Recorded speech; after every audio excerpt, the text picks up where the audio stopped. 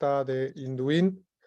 Una vez más, nos vemos aquí en una nueva webinar que generalmente la hacemos los viernes porque es el día que mejor nos va a todos en general.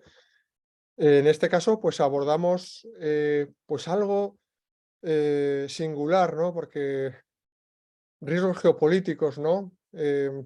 Algo que es nuevo, ¿no? Para muchos que estamos en empresa es nuevo y bueno, pues antes de la pandemia no era una cuestión que digamos que era de mucho interés, pero a partir de todo lo que nos está pasando en estos últimos 5 años, pues empiezan las empresas a tener conciencia de ello, ¿no? Entonces, sin más, deciros que tenemos el chat para que habléis entre vosotros. Nos gustaría que participarais y que nos contarais qué cosas están pasando a vuestro alrededor. Tenéis también la opción de preguntas y respuestas, que es cuando ya queréis lanzar una consulta directamente para que nosotros la tratemos. Y bueno, deciros que esta webinar se grabará, se colgará en YouTube y en nuestra propia web. Y bueno, si os parece bien, pues empezamos haciendo que se presenten los ponentes, si os parece bien, ¿eh? Em, a ver, Fernando. Hola, pues buenos días. Soy Fernando Cocho, analista de inteligencia y riesgos de la Seguridad Nacional, provengo de la función pública y soy socio fundador de una empresa de inteligencia y gestión de riesgos a nivel internacional que se llama H4DM. Poco más. Llevo 32 años de experiencia en el área de inteligencia y seguridad nacional e internacional y intento ayudar a las empresas y organizaciones a resolver sus problemas, evitando en tiempo, plazo y forma los errores que puedan cometer tanto en un soft landing como cuando hay un riesgo de extracción o de seguridad en un país, básicamente. Muy bien, muchas gracias, Fernando. Manuel Gaza por la Payese. Muy Manuel. buenos días, un placer a todos por estar aquí, a Induin, a Ignacio por hacernos partícipes de este webinar. Muchísimas gracias a todos los que os habéis inscrito. Por mi parte, bueno, pues como pudisteis ver en el PDF que compartimos desde Induin y también hicimos difusión desde Universai, pues bueno, pues nuestra parte es el análisis estratégico a efectos de formar a los estudiantes y a las empresas a la hora de conocer el terreno y llevar a cabo procesos de internacionalización. Que es desde donde estamos conectados en este momento. Y bueno, para efectos más de visualización de coordenadas, pues bueno, yo la parte que llevo pues es la parte de relaciones internacionales, relaciones institucionales, y lo que hacemos es hacer estudios de mercado, hacemos análisis de riesgos, e intentamos ver cuáles son estudios de prospectiva que nos puedan dar bueno, determinadas señales, determinadas ideas para poder prevenir riesgos, amenazas o elementos que puedan surgir sobre el terreno a la hora de un trabajo a nivel nacional o a nivel internacional que a las empresas les pueda repercutir o influir en su seguridad y por ende la seguridad nacional de nuestro país, que es España, ¿no? Entonces es un poco un ámbito multidisciplinar a medio camino entre el análisis de la seguridad internacional y también en la formación profesional para que esos estudiantes luego en un futuro, bueno, pues puedan formar parte de grandes empresas y sean capaces de ayudar a esas empresas para poder llevar a cabo procesos de expansión, de crecimiento, con la inteligencia, con la serenidad y con la prudencia que se requiere, y que sobre todo el mercado a día de hoy, que está tan volátil y tan inquieto por diferentes cuestiones geopolíticas que luego hablaremos, como la permacrisis, ¿no? Que es lo que nos reúne hoy aquí. Bueno, pues es un poco las coordenadas que me gustaría compartir con los que estamos ahora conectados a través de Induin. Muy bien, muchas gracias, Manuel. Y por último, bueno, un clásico, José Manuel Pazos, que ya tiramos de ti ya con asiduidad. Bueno, buenos días a todos. Muchas gracias, Ignacio. Encantado de estar otra vez con vosotros. Yo, si tengo que definirme, intento referirme siempre primero como formación. Soy economista, por lo tanto, el mundo lo interpreto siempre desde ese prisma. Y como mis colegas, en mi actividad diaria, la palabra riesgos es una constante. Lo que pasa es que efectivamente en esa policromía de riesgos que siempre hay que abordar, nosotros nos centramos concretamente ya desde 1986, llevo ya en este en esta actividad en el riesgo relacionado con los precios financieros, relacionado por lo tanto con aspectos como tipos de cambio, materias primas y tipos de interés, y siempre aplicado en el mundo de la empresa. Es decir, nosotros analizamos los entornos macroeconómicos, lo que vemos, analizamos las estrategias de las compañías y lo que hacemos es tratar de alinear, desarrollar la estrategia para alinear una cosa con la otra. Es decir, hacer frente a esa volatilidad y esa incerteza a través de mecanismos de gestión de riesgos. Ese es nuestro trabajo. Muy bien. Fundamos una compañía en el año 85 y desde hace 3 años ya, de la mano de SGR, que seguramente muchos de los que nos acompañan de una SGR como el Cargi, que seguramente muchos conocerán, pues hemos hecho un poco un desarrollo con la estrategia de tratar de llevar esa gestión que se supone más asociada a grandes corporaciones, tratarlo de llevar al mundo de la pyme. Esa es nuestra ilusión y nuestro empleo actual, donde centramos más el interés en esto. Muy bien. Muchas gracias, José Manuel. Pues, si os parece, os hago una pregunta a cada uno y luego ya hacemos un coloquio que fluya y que yo por lo menos no intervenga y que vaya por donde tenga que ir. A Fernando Cocho, me gustaría, bueno, que nos contara qué es esto de la geopolítica, porque parte de vosotros ya lo sabéis, pero digamos que es una disciplina para nosotros nueva, ¿no? Para la gente de empresa, ¿no? Que se dedica a diseñar un producto, a fabricarlo, a transportarlo. Es algo nuevo. ¿Cómo tenemos que entender esto de la geopolítica? Si es necesario o no. Fernando, ¿qué es esto? Bueno, pues la geopolítica es algo tan sencillo y tan complicado como conocer todos y cada uno de los factores en la medida posible con indicadores cuantitativos y cualitativos que implican las relaciones internacionales, las relaciones políticas, las relaciones económicas, las relaciones de seguridad y el juego, el tablero de ajedrez en el que los países o las instituciones públicas o privadas articulan sus necesidades y también, por qué no decirlo, articulan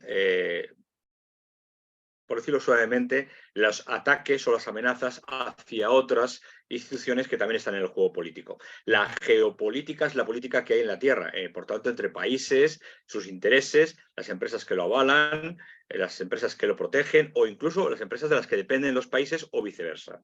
Hay muchas multinacionales que hacen más geopolítica que muchos países. Por ejemplo, Banco Santander no se llama ya Banco Santander desde el punto de vista estratégico, se llama País Santander, dado que sus intereses están a lo largo y ancho del mundo y además tiene intereses estratégicos que debe sopesar en diferentes partes. Y eso es la geopolítica. Intentar interpretar, intentar conocer qué son los indicadores que hacen que un país o un conjunto de países tiene una tendencia u otra, tanto en áreas de seguridad, como en áreas de economía, como en áreas sociales y procesos de influencia, ya sean legales o no, en otros países. Eso es la geopolítica, el gran juego que llamaba Kipling en el siglo XIX. Muy bien, Fernando. A Manuel nos gustaría preguntarle, un analista de inteligencia, cómo transforma los datos en información relevante para sus clientes, para sus socios. Es decir, ¿de dónde extrae la información? Esa información, si podemos acceder los demás o sois vosotros los que sabéis dónde está esa información y cómo la tratáis, cómo la filtráis para que eso suponga para vuestros clientes valor. No sé, no lo vemos, yo por lo menos intento, digamos, adivinar un poquito, pero no sé si me gustaría que lo pudieras desarrollar un poquito, Manuel. Sí, Ignacio, me parece una pregunta muy pertinente. Como tal, habría que dar justo la vuelta a la pregunta, ¿no? O la explicación. ¿Qué información obtenemos? ¿De dónde la extraemos? ¿Cuáles son las fuentes de información? ¿Dónde escuchamos? ¿Qué sonidos atendemos? ¿Qué olores percibimos? ¿Qué sabores podemos degustar? Esa es la información, esos son los datos. Luego, después de toda esa recogida, por decirlo de una manera también, especie de un poco de intentar encontrar diferentes nortes, sures, estes u oestes que nos den información, hay un proceso de digerir esa información. Una vez se digiere, ya la transformamos, la conformamos en inteligencia.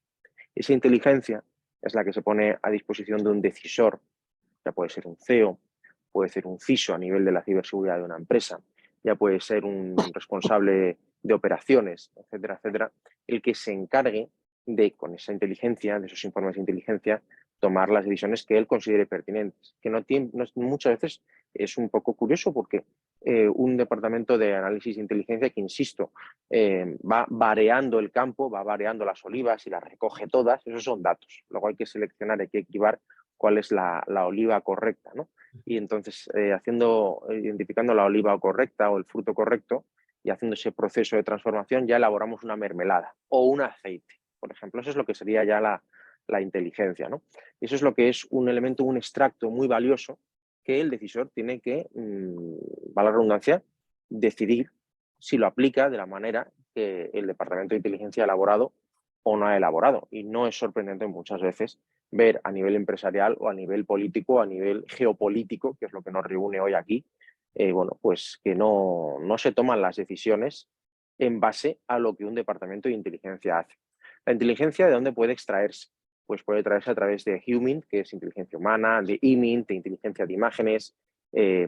Podemos hablar de Open Source Intelligence, que son, ¿no?, las inteligencias de fuentes abiertas, y luego a partir de ahí ya de inteligencia derivada de situación o de ubicación geográfica, a través de la ubicación, geolocalización, etcétera, etcétera, ¿no? Es decir, hay tantas fuentes de inteligencia como áreas queramos identificar, aunque cuando uno estudia los ciclos de inteligencia sí que hay 6, 7 orígenes, ¿no?, o 6, 7 pozos importantes de los cuales se extrae de ese agua y luego cribar, trabajar ese agua y purificarla y convertirla en inteligencia. Es muy importante que ese proceso sea lo más objetivo posible, sea, Ignacio, un proceso que sea aséptico y que intentemos, yo llevo gafas, ¿no?, intentar quitarnos las gafas, intentar quitarnos los prejuicios para que esa elaboración, esa transformación, esa digestión del dato, para que a través del ciclo se convierta en inteligencia, no esté adulterado. Porque si en ese ciclo de transformación de la información, de los datos en bruto, y lo transformamos en inteligencia, adulteramos, interferimos consciente o inconscientemente en ese proceso, el decisor, la última persona, el último actor, que puede ser desde un presidente del gobierno hasta un CEO, podemos generar un grave impacto que se convierta en un efecto dominó, en un efecto mariposa y verdaderamente inducir al fracaso a un proceso de internacionalización, un proceso de fusión. Incluso se puede dar un mal consejo, elaborar una mala información, insisto, deliberada o de forma inconsciente, a la hora, por ejemplo, de elegir un joint venture, ¿no? A la hora de hacer una estrategia de buscar un socio local, ya sea en Asia, en África o en América Latina. Eso es muy importante, ¿no? Por ejemplo, a nuestros alumnos de comercio internacional o de transporte y logística, este tema que tú me planteabas, trabajamos mucho en ello, porque nosotros somos conscientes que luego alumnos que nosotros vamos a egresar, que vamos a emitir desde Universae, van a estar trabajando para pymes, que son la base absoluta y primordial de la economía española, no se nos olvide, pero también en empresas globales o internacionales, ¿no?, que están presentes a lo largo y ancho del mundo. Esas empresas necesitan que esos alumnos, que esos profesionales, que a lo mejor han hecho un proceso de reciclaje, sepan verdaderamente cómo elaborar un proceso.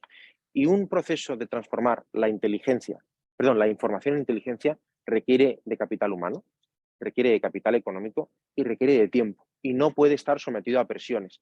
Todo esto muchas veces no existe. No tenemos tiempo, hay presiones y no hay capital humano.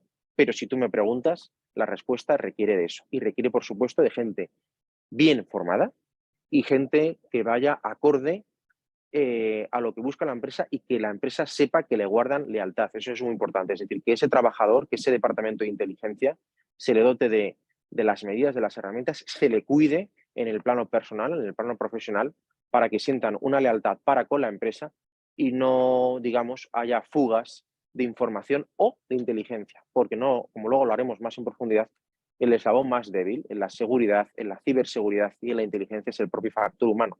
Y muchas veces las fugas provienen de los trabajadores de una propia empresa. Está claro. Muchísimas gracias, Manuel. Por último, preguntarle a José Manuel, pues cómo influyen los intereses económicos en ese tablero geoestratégico, porque vamos a hablar del tablero geoestratégico, pero ya nos tendrás que contar cuál es la traslación entre la geoestrategia y los intereses económicos de esos, bueno, supuestamente grandes poderes, ¿no? Bueno, en esa visión que te decía Ignacio, o que tengo como economista y no me puedo desprender de ella, lo primero que te respondería es que los intereses económicos lo son todo. Muchas veces se habla de la legitimidad de los intereses. Yo creo que son intereses tan legítimos como cualquier otro y que además constituyen la base de los contratos sociales en los distintos países. Y yo creo que además ese contrato social, detrás del cual hay el interés económico, es el que da estabilidad y progreso a las sociedades.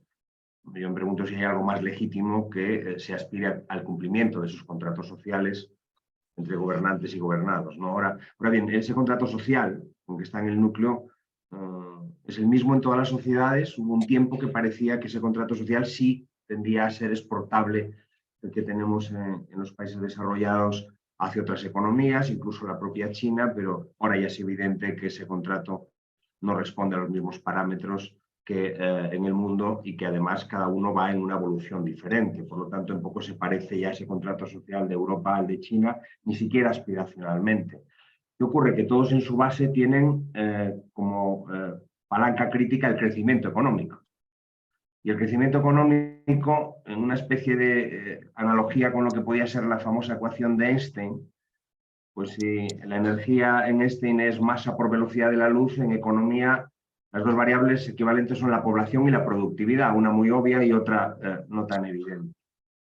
Yo creo que ese anclaje de estos contratos en el crecimiento económico y que tienen estas dos variables como fundamentales, pues hacen que todo se vincule, las actuaciones se vincule a estas dos variables con todas sus subvariables que hay debajo de cada una de ellas. Yo creo que generalmente los conflictos ahora se están desarrollando en el ámbito puramente económico y lo que buscan, o fundamentalmente en el ámbito económico, y lo que buscan precisamente es el cumplimiento de esos contratos sociales. Es verdad que surgen los conflictos porque se producen mutaciones en el contrato social, los líderes tratan de influenciar cambios en ese contrato en función de sus intereses, aparecen nuevas variables que hacen difícil su cumplimiento, pero desde luego el objetivo, y vamos a entender que es un objetivo social lícito, sea cualquiera la forma en que nos aproximemos a ello, es que las sociedades traten de garantizarse esa estabilidad a través de sus cumplimientos de los contratos, administrando los recursos que son disponibles. Y yo creo que lo que se trata es de ver cómo es la mejor forma de garantizar esa estabilidad social. Lo que ha ocurrido en los últimos tiempos pues es que se ha producido un proceso, alguno de mis colegas lo comentaba, donde y ponía el ejemplo del país Santander, Fernando hacía esa referencia, para hablar de una no sincronía entre los estados, naciones-estados, que son las que celebran esos contratos con sus sociedades, cuando sin embargo hay agentes que trabajan al margen de esa situación, de ese estado-nación. Entonces, los estados pretenden mantener y retener el control, pero tienen que basar normas que puedan permitir el implementar o el gestionar la aparición de esos agentes globales, ¿no? Luego hay agentes que quieren disfrutar de las ventajas, pero sin pagar las cuotas. Esto lo sabemos un poco en Europa. Yo creo que eso es un poco la génesis general de los conflictos que estamos abordando ahora. Esa desincronización entre sociedades y contratos y esa desincronización entre los mecanismos y la globalidad de los actores que hay en estos momentos jugando un papel crítico en el mundo. Muchas gracias, José Manuel.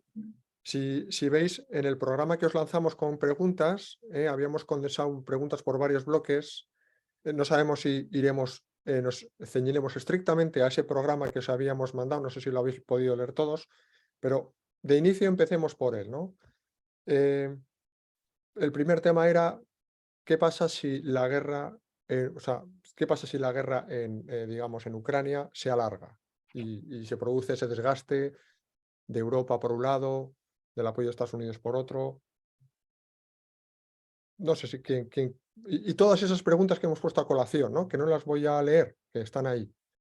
Bueno, yo creo, Ignacio, que, si me permites, la guerra de Ucrania evidentemente se ha mantenido, por desgracia se ha estancado, forma parte ya de nuestra realidad política, de nuestra realidad social, de nuestra realidad económica y, por supuesto, de nuestra realidad industrial, porque nos está afectando, ¿no?, a los procesos de de la logística, a los procesos de elaboración, a los procesos de añadir valor, añadido, valga la redundancia, a nuestros productos, a la hora de, bueno, pues poder defender nuestros nichos de mercado y nuestras cuotas. Esta es una guerra que va a durar. Yo creo que, al margen de los análisis que pudo haberse hecho prácticamente hace un año de guerra, algunos análisis fallaron, algunas perspectivas acertaron más o menos con el escenario más plausible. A mí no me preocupa quién acertó o quién no acertó. Creo que todo el mundo, como hablábamos antes, intentó llevar a cabo un proceso de transformación de una serie de datos e intentar hacer una inteligencia, ¿no? Y a través de esa inteligencia pues plantear una perspectiva, unos escenarios futuros. Lo cierto y verdad es que ahora estamos donde estamos, en una guerra donde Rusia, como un actor geopolítico de indudable peso, su propia geografía, ¿no? Le obliga a eso, su dimensión, sus kilómetros cuadrados, sus fronteras terrestres, sus inmensos kilómetros de frontera marítima, le obligan a ser un global player, ¿no? Un actor global, que diríamos en inglés. Ese actor global ha decidido llevar a cabo una injerencia en un espacio soberano, que era el de Ucrania, y por lo tanto una guerra de invasión en Ucrania. Cada uno tendremos evidentemente nuestra percepción de este conflicto, su legitimidad, aunque ahí está el derecho internacional, y sobre el derecho internacional no cabe opinión, porque lo único que cabe es la interpretación propia de los juristas.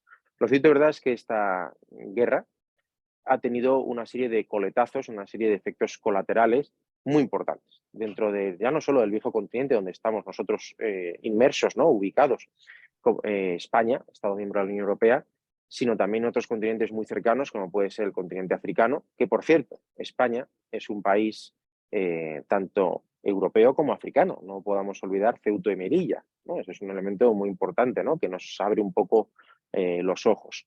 Luego también el juego que está planteando, juego de intereses que plantea Rusia en toda la zona del Magreb, la zona sahelo-sahariana, una zona muy porosa al crimen organizado, al terrorismo, cómo los grupos Wagner, el grupo Wagner está teniendo cada vez un peso más importante en esa zona centroafricana. La guerra de Rusia contra Ucrania o el conflicto en Ucrania sin duda está teniendo un importante impacto en el continente africano, también en Asia-Pacífico. China vemos que por el momento se muestra de perfil. Evidentemente hemos visto cómo Xi Jinping se le ha intentado solicitar que mediara e intentar frenar este conflicto, pero no ha tomado una parte o no ha tomado una posición claramente pacificadora, ni tampoco que haya inducido a un mayor conflicto. Simplemente que ha dejado claro, y a quien no lo haya entendido se lo explicamos hoy aquí, que este no es su guerra. O no es su guerra ni es su partida de juego principal. Él no está jugando a este ajedrez, está jugando a un tipo de juego de estrategia asiática que está mucho más centrada en Taiwán, como veremos en los próximos años. En América Latina, este conflicto entre Rusia y Ucrania, esta guerra de invasión, ha tenido también impacto, ha tenido un eco importante y ha alterado los flujos políticos y también muchos países que estaban descartados por el momento en cuanto a su peso por la producción de materias primas vinculadas a la energía, han subido su importancia, han subido puestos.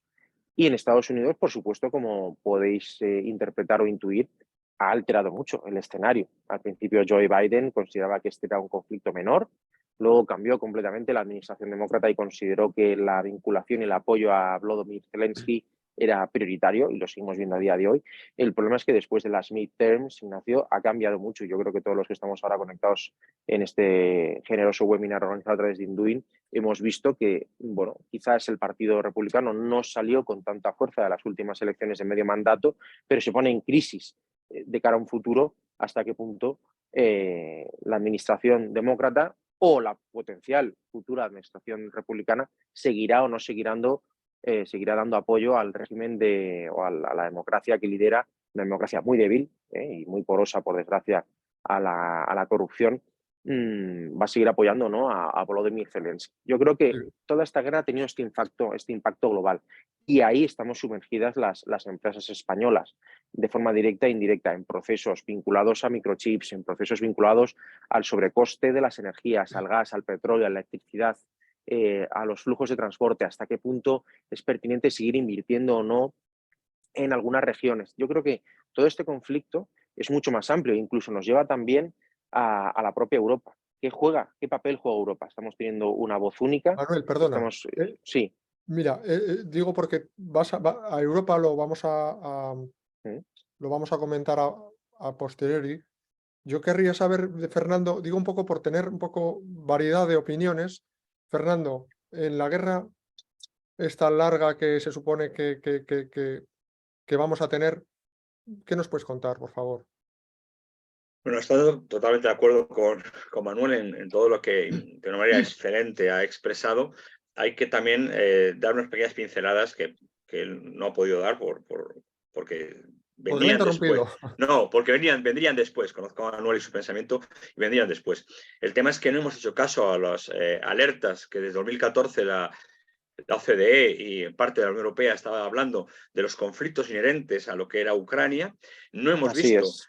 que no hemos escuchado, tú lo sabes, Manuel, como yo, no hemos escuchado lo que los propios análisis de inteligencia y de riesgos geopolíticos establecían que iba a ocurrir. O sea, esta guerra se sabía desde hace unos 8 o 9 años que iba a ocurrir. De hecho, Putin dijo el año en el que iba a ocurrir, solo que cambió el mes. Pero bueno, eso es otro tema. El tema es que nos tenemos que centrar en temas de inteligencia, en temas de riesgos realmente a nivel estructural, riesgos de dependencia energética que durante tantos años hemos obviado por tener legítimamente una sociedad civil avanzada, y mientras que otros, de los que dependemos energéticamente, pues han optado por una estructura más antigua, más tradicional de países bien armados y que no les importa el medio ambiente y del que nosotros dependemos energéticamente, como es el caso de Rusia. Y la hipocresía mundial. Es decir, Suecia entrará en la Unión Europea o en la OTAN cuando Turquía levante el veto gracias a la entrega de los disidentes kurdos, los cuales evidentemente van a ser metidos en la cárcel sin edie, ¿no? Entonces, Correcto. hay un juego subterráneo en temas de seguridad, en temas de inteligencia, en temas de intereses. Nosotros no estamos defendiendo los intereses de Europa, estamos defendiendo los intereses de Estados Unidos, el cual sigue comprando o compraba petróleo ruso, lo basaba a barcos en Mediterráneo de bandera hindú, indo-pakistaní, y luego lo reciclaba en Estados Unidos y nos lo vendía de nuevo, al igual que el gas. Por tanto, es una inmensa hipocresía y tenemos que ver que las empresas españolas tienen que, primero, hacer un análisis estratégico, segundo, unirse de una manera, digámoslo así, para entendernos, por favor, de clúster o de sectores, ¿vale? Hacer caso, entre comillas, a los indicadores, para lo cual implica formación, capacitación y no pensar que se sabe todo. El problema es que el mundo ha cambiado, teníamos las respuestas al mundo anterior y el mundo ha cambiado.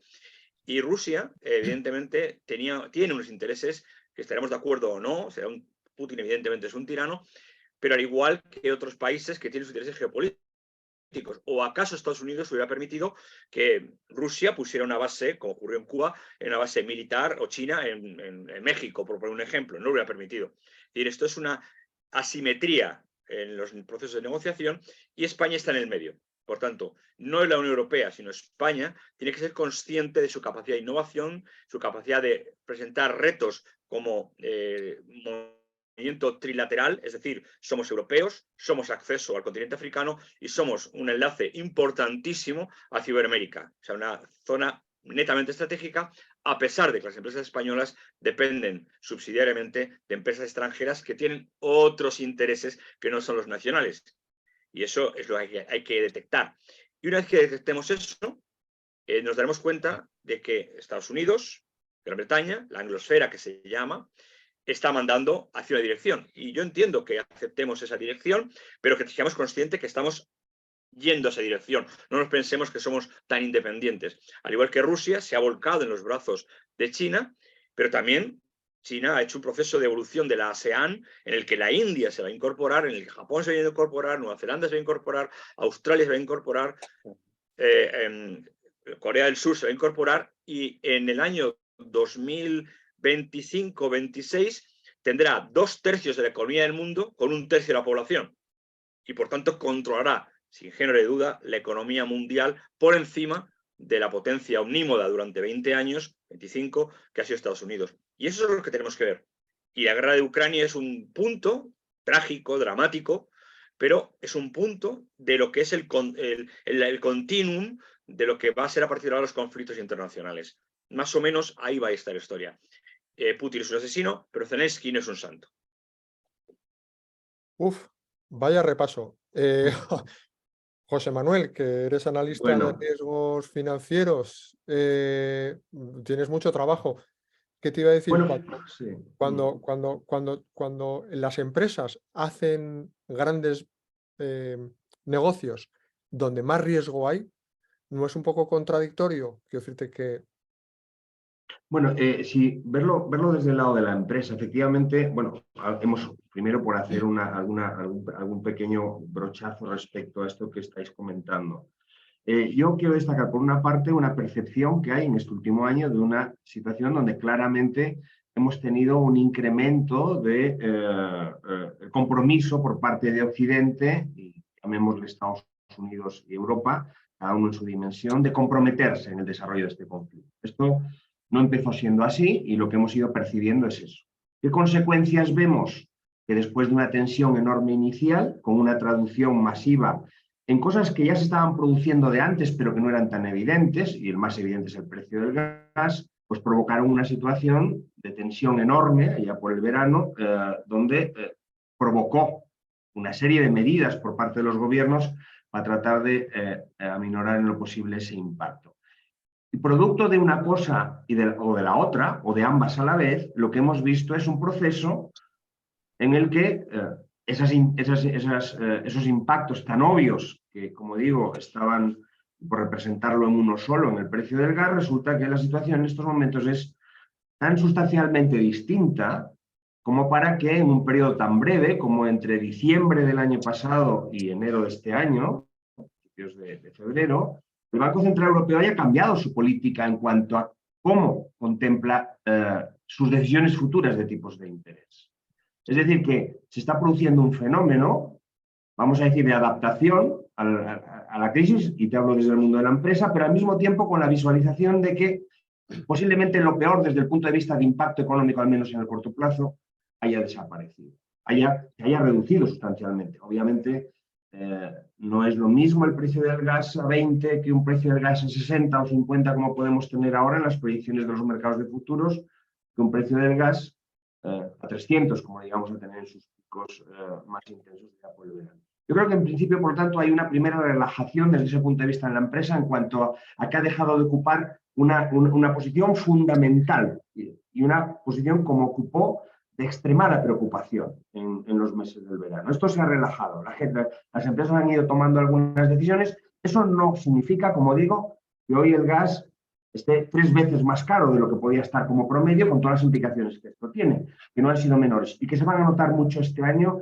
porque quien más o menos ha tenido que ir tomando decisiones respecto a qué hacer con sus contratos, con aquellos contratos que tuviera de corto plazo que vencían o aquel que estuviera a mercado. Es decir, ha habido mucha reflexión en las compañías sobre esto, pero desde luego se han tomado decisiones. Yo creo que es importante el hecho de que, igual que las compañías han tomado decisiones, también los bancos centrales están actuando en base a criterios que son distintos a los que tenían como base en sus pronósticos tan solo como en el mes de diciembre, tan cercano como en el mes de diciembre. Esto obviamente no es un fenómeno que las empresas consideren que vaya a desaparecer en un horizonte temprano, pero cuando le tenemos que alumbrar tiempos de incertidumbre, que incertidumbre no quiere decir que tenga que ser necesariamente negativo, sino sencillamente tiempos de incertidumbre, de gestión, de toma de decisiones alimentándose diariamente de lo que ocurre. A lo mejor le quedan 2 años vinculados a este episodio en concreto de lo que ha supuesto esta nueva, llamémosle, crisis energética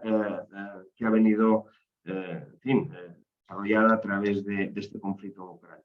Es un poco la primera aproximación que respecto a tu propuesta de Ucrania me gustaría hacer. Muy bien. Intentar que sea, tenemos tantos temas que intentar reducir la intervención, porque vais a hablar mucho, pero vamos a saltar de tema en tema. Queremos dejar el apartado de guerra que comentábamos. Simplemente os pedimos opinión, porque las empresas están interesadas en saber el porqué de ciertas decisiones, tanto de Turquía como de India. Son 2 mercados que para las empresas que nos están escuchando es muy importante.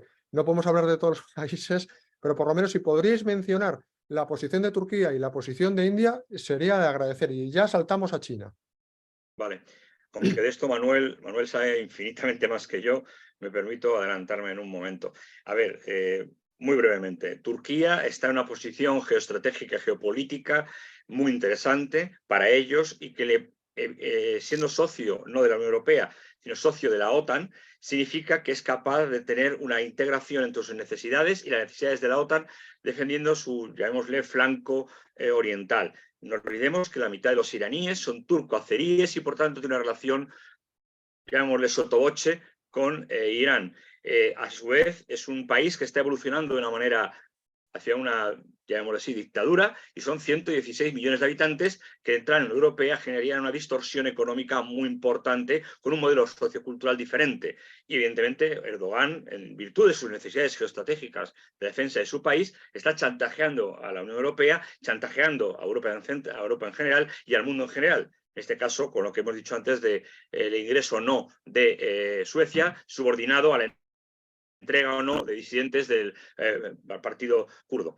Eso por un lado. Evidentemente, la India, por otro lado, es un gigante emergente a la par que China, que no puede permitirse oponerse a China con un control real de esa parte de Asia, pero la India tiene sus necesidades propias y está balanceándose entre las que no tiene relaciones buenas con Estados Unidos, no tiene relaciones buenas con China, pero tiene que aliarse con China o ser una pieza encajada en un puzzle en el que va a ser machacado por el resto de Asia. Por tanto, ya la India ha dicho que para febrero del año que viene se incorporará de pleno derecho en la evolución del ASEAN y que, digámoslo así, quedará subordinado a una estrategia común que gobernará China. Eso significa que una potencia con 1.100 millones de habitantes que tiene la India, pues puede ser crucial a la hora de decantar definitivamente el peso de la economía hacia Asia, quitándosela hasta que hasta ahora lo tenía, que era Estados Unidos y los aliados, incluyendo Japón,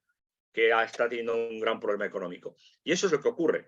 Y podemos hablar de ética y moral o podemos hablar de los hechos consumados. Es decir, las cosas no son como nos gustaría que fueran, las cosas son como son. La India tiene sus intereses, China tiene sus intereses y no están necesariamente alineados con los intereses de Europa. Por tanto, si seguimos pensando a la europea y no a la china o a la hindú, vamos de espaldas y contra el viento. Completamente de acuerdo con lo que dice Fernando, pero porque creo que es un análisis muy realista, ¿no? Y muchas veces en la geopolítica internacional, muchas veces en los estudios de las diferentes escuelas, igual que hay diferentes escuelas en el ámbito económico, en el ámbito de las relaciones internacionales también las hay. Y eso deriva en las decisiones de los países, de las empresas.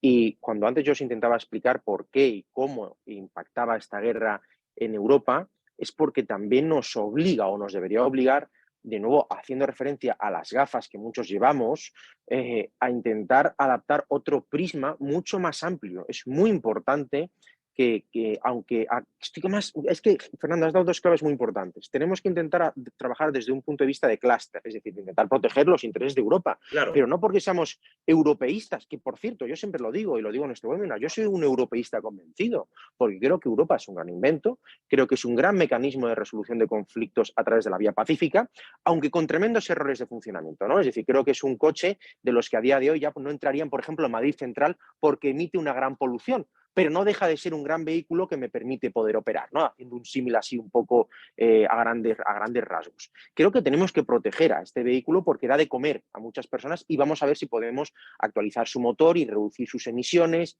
y si podemos conseguir, por ejemplo, bueno, pues que sea mucho más eficiente, más eficaz y más ágil en los traslados de esos personas que pueden ir dentro de ese vehículo, ¿no? Haciendo ese paralelismo. Pero por mucho que trabajemos desde el punto de vista de proteger nuestros intereses geoeconómicos, hemos de entender cómo está jugando Turquía, cuál es su hipocresía, como también es la propia hipocresía de los Estados Unidos, la propia hipocresía de España, de Europa y, por supuesto, un país que no tiene hipocresía ninguna, entendedme, porque es China. China no guarda hipocresía. China como tal, evidentemente, es un actor internacional, tiene un pensamiento mucho más pragmático y mucho más egoísta. Podríamos decir, no, es hipócrita porque dice ser una especie de pseudodemocracia, pero luego no respeta los derechos humanos ni tampoco respeta muchas de las estabilidades jurídico-económicas que buscan nuestras empresas cuando se internacionalizan allí. Pero lo cierto de verdad es que tampoco promete otra cosa, ¿no? Entonces, el mundo está virando para allá, si no lo ha hecho ya.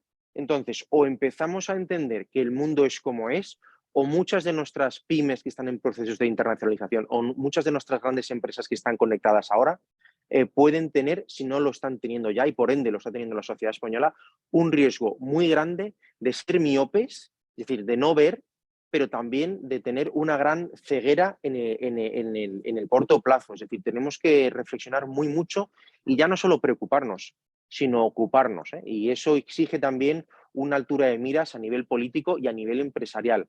De las 113 participantes que tenemos ahora, yo creo que todos ellos son plenamente conscientes de que se nos acaba el tiempo, ¿no? Hay un tic-tac detrás nuestro y hay que tomar las decisiones adecuadas en base a los procesos de inteligencia. China es un mercado interesante, pero es un mercado complicado. India también lo es, en la elaboración de medicamentos, en la elaboración de inteligencia, en la elaboración de microchips. Es un mercado de millones de habitantes, al igual que también lo es Latinoamérica. Pero ojo, perdimos el tren de Latinoamérica. Si me permitís, habrá empresas que por supuesto hayan conseguido asentar sus posiciones, pero otras tantas lo han perdido. Y porque pensaban que a lo mejor el idioma, los lazos culturales, con eso era suficiente. No, Latinoamérica es muy volátil a nivel político, a nivel social. Los juegos de poder allí son tremendamente complicados. Entonces, si no queremos perder el tren, como perdimos el tren también por desaciertos políticos de un partido y de otro, la derecha, la izquierda, el centro, ¿no? Es decir, al final aquí todos somos culpables o todos somos responsables, mejor dicho.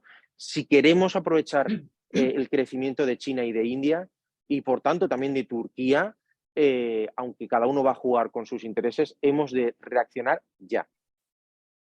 Yo tratando un poco de añadir alguna capa, Ignacio, si me permites, que está más vinculada a mi actividad. Turquía es un país que está llevando a cabo, como seguramente los que estén cerca saben, un experimento de política monetaria que es la clave de las políticas económicas a día de hoy en el mundo, es el elemento central, absolutamente disruptiva respecto a lo que se ha conocido en la historia, ni los manuales, ni nada similar. Turquía, quien no esté cerca, pues tiene una inflación del 85%, ha sido capaz de bajarla en diciembre al 65%, tiene una política de defensa de bajadas de tipos de interés, tiene tipos de interés del 10%, por debajo de Brasil.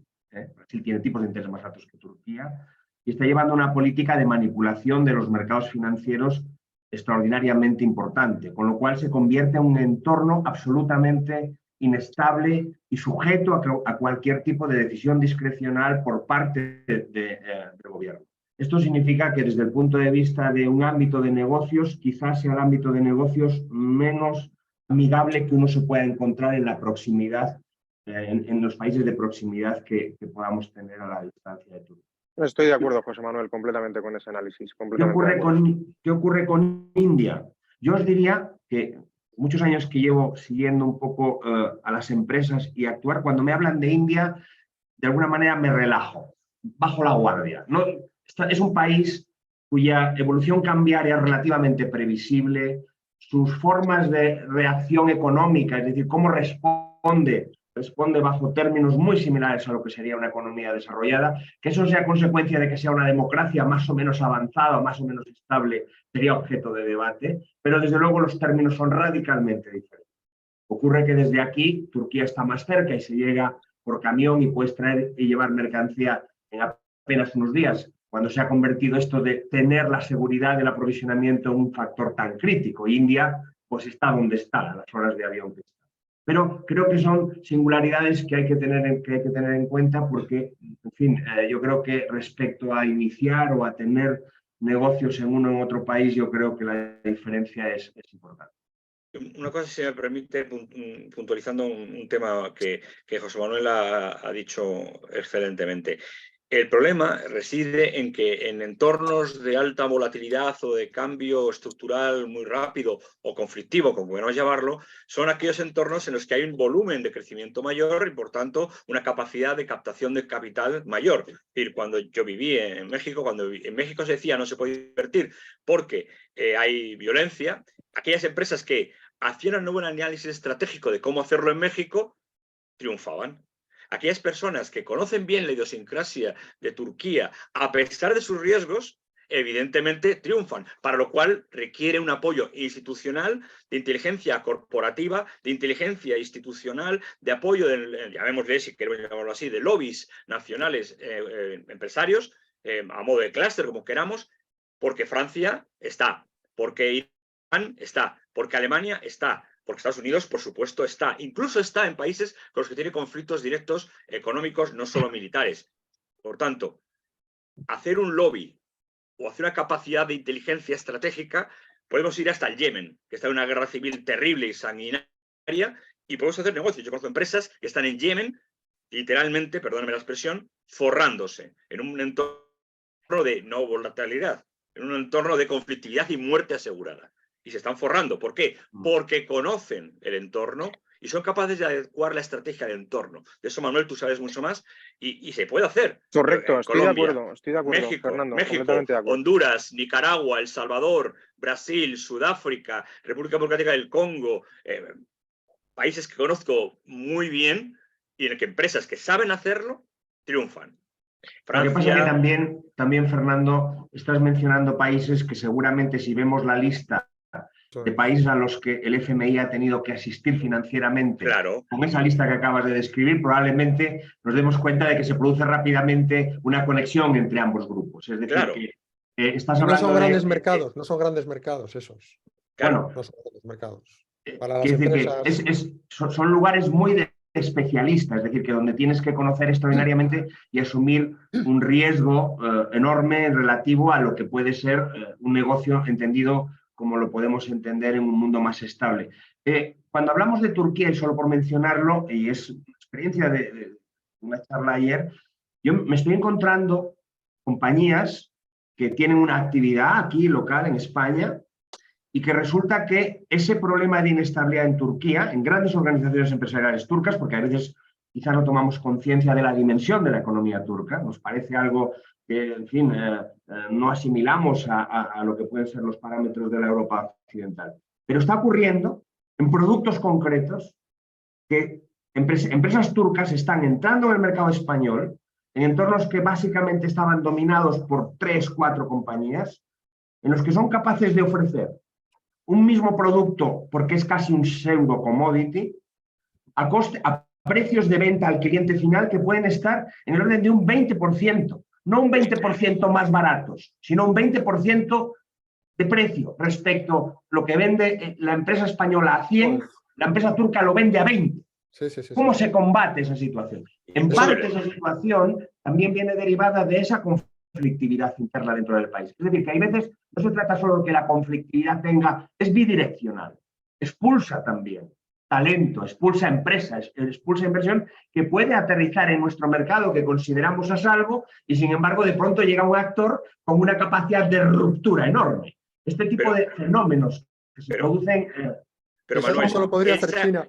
Esa capacidad de ruptura, pero en 10 segundos, esa capacidad de ruptura que has citado en Turquía, hace poco Manuel y yo hablábamos de ese tema, y yo tengo publicados informes sobre ese tema, solo viene, por decir una cifra, es que detrás de cada empresa turca está el gobierno turco, y por tanto las pérdidas de las empresas turcas son absorbidas por el gobierno turco, el país, y por tanto tiene la capacidad de competitividad, si queremos hacerlo de trust o de competitividad desleal, el cual arrasa el mercado. Pero lo mismo hace China, lo mismo hizo Francia, lo mismo hace Marruecos continuamente. O sea, vamos a ver, lo pueden hacer porque detrás tienen al gobierno.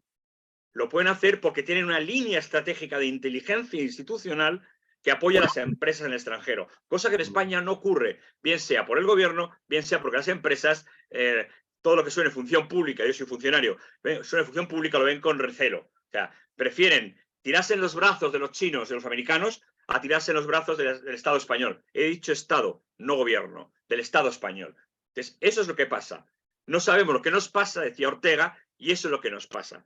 Las circunstancias famosas de Ortega dicen, si no las salvo a ellas, no me salvo yo. La gente se olvida de la segunda parte. Yo soy de mis circunstancias, pero si no las salvo a las circunstancias, no me salvo yo. Y las circunstancias son políticas, económicas, sociales, si queremos hablarlo también religiosas, y por tanto de apoyo institucional vertebrado. China está vertebrada. Democracia absoluta en lo económico, democracia política cero. Turquía está alineado, libertad económica apoyada por la institución, libertad religiosa, cero. Irán está apoyado desde el punto de vista gubernamental, libertad económica absoluta, libertad política, cero. O sea, leámoslo en todo en conjunto, hagamos un análisis riguroso, prospectivo sobre cómo piensa un turco, como piensa un iraní, como piensa un chino, o como piensa un búlgaro, si queremos.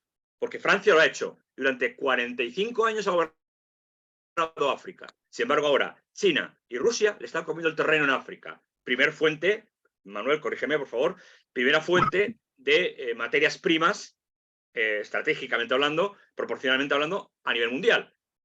Ya el Congo no es de Francia, ya es de China. Mozambique y la frontera de todo el Sahel no es de África, es de Rusia. El apoyo estratégico que Estados Unidos le da a Marruecos no es gratuito. Vamos a ver, no seamos más tontos y sigamos vendiéndonos a corto precio. Si las empresas españolas no piensan en tiempo, plazo y forma de manera estratégica, si no se unen y se pelean entre ellas, quítate tú para que no me ponga yo, no llegaremos a nada nunca. A nada. Ni en industria, ni en economía, ni en textil, ni en nada. Cuando una empresa española tiene el 78% de sus activos fuera del país, no es una empresa española. Claro. Ya está. Es así. Perdón por la vehemencia, Ignacio. Sí, está muy bien. No, O no, sea, es que me toca todos los días resolverle estos problemas a las empresas que asisten a la administración, pensándose que como son europeos son superiores a nada. El volumen más alto de coches deportivos y coches de alta gama está en Turquía, está en Irán y está en China. 116 millones, millonarios en China. 116 millones de personas son millonarios en China. A ver, las dimensiones no son de la pequeña Europa decimonónica, de los valores ultra... No, ya, cambiemos. Cambiemos la mentalidad. o nos comerán. Bueno, ya no están comiéndonos. Independientemente de las Empresas españolas que trabajan para intereses extranjeros. Fernando, eso podríamos hablar largo y tendido. Parece, a los que sois expertos en estas materias, cuando nos enfrentamos desde las empresas, pues que efectivamente hay una especie, diríamos, de línea conductora de estas autocracias que parece que pueden tener una cierta, unos objetivos que pueden ser relativamente claros y que se pueden adivinar, y por lo tanto, si uno asume que esos son los objetivos, pues puede adivinar cuáles pueden ser sus acciones por el camino. Ocurre cuando hacemos análisis de la empresa que nos encontramos, por ejemplo, oye, el sector inmobiliario chino. Sector inmobiliario chino que llevamos, ¿os acordáis de Evergrande? Cuando estalló la primera llegó a los medios la primera gran crisis de un gran promotor, y hablamos de una economía que en términos comparables se asemeja paradójicamente mucho a la crisis de la burbuja inmobiliaria española del año 2006. ¿Qué ocurre cuando tú tienes, y yo empezaba hablando del contrato social, ¿qué ocurre si resulta que se produce un fenómeno? Porque la economía no entiende de ideologías, entiende de equilibrios, es muy matemática. Si resulta que se producen unos desequilibrios, los desequilibrios hay que corregirlos. Se pueden corregir de distinto modo. ¿Qué ocurre si estalla una situación de este tipo en China, que tiene todos los visos, desde luego en términos de probabilidad es una probabilidad alta? ¿Qué pasa con el contrato social? ¿Qué puede cambiar de estrategia respecto a esa asistencia de China en África y sobre todo en un territorio muy propio de español, que es América Latina? ¿Cuál puede ser la implicación desde vuestra visión más estratégica? Es decir, mi preocupación como economista es pensar que yo voy a ver cuál es la capacidad de irradiación de una crisis hacia Europa o hacia los Estados Unidos, de una crisis en ese sector en China. Pensar lo que ocurrió en Estados Unidos y en España, por poner algo cercano. ¿Qué pensáis que puede ocurrir con eso? Es decir, ¿puede cambiar las guías estratégicas de un país la percepción de que se pueda producir una crisis social, una crisis de esa ruptura del contrato social y, por ejemplo, pueda facilitar más la posibilidad de un conflicto militar como un elemento de bandera para poder evacuar esa tensión que se pueda generar interna? Evidentemente, claro que sí. Pero hay un problema y que tanto los sociólogos como, no en tu caso, por favor, José Manuel, sino otros economistas, se creen que los chinos cuando llegan a Estados Unidos o a España o a Francia se van a alinear con la democracia hispana o con la democracia francesa. Todo lo contrario. Lo que están es generando un proceso de influencia para que su sociedad tienda hacia sus valores, no ellos hacia los nuestros. Y ocurre en Perú, ocurre en Ecuador, ocurre en Brasil, ocurre en Argentina, ha ocurrido en Estados Unidos, ocurre en México. No se alinean con nosotros, imponen sus estrategias. La tercera ciudad más poblada de Turquía se llama Frankfurt. ¿Vale? Muy bien visto en ese sentido, Fernando. Yo creo que estoy de acuerdo tanto con José Manuel como contigo.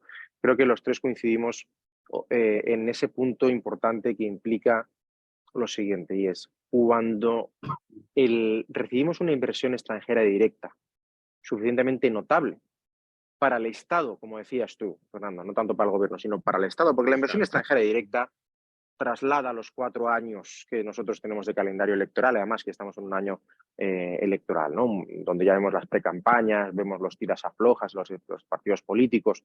Que qué curioso, muchas veces cuando los partidos políticos, y cierro este paréntesis, no hacen referencia a la importancia que tiene la industria, hablan de la industria en abstracto, pero no hablan de la importancia de nuestras industrias cuando van fuera y de cuán potente o cuán cuantiosa es la inversión extranjera directa en España, que es muy importante, pero también puede ser un riesgo, porque quién está invirtiendo en España y cómo eso nos puede afectar a un futuro. Pero bueno, lo cierto y verdad es que a la hora, también hablábamos antes de la inestabilidad, que yo le daba la razón a José Manuel sobre la inestabilidad que tiene, por ejemplo, Turquía. Pero tú, por ejemplo, también de forma muy certera, Fernando, señalabas que, de alguna manera, haciendo un refranero, a río revuelto ganancia de pescadores. Si las empresas tienen un departamento de analistas de inteligencia lo suficientemente capacitado como para poder ver esas oportunidades, las ganancias son bárbaras, es decir, incluso draconianas, quiero decir, exprimen el país a lo bárbaro.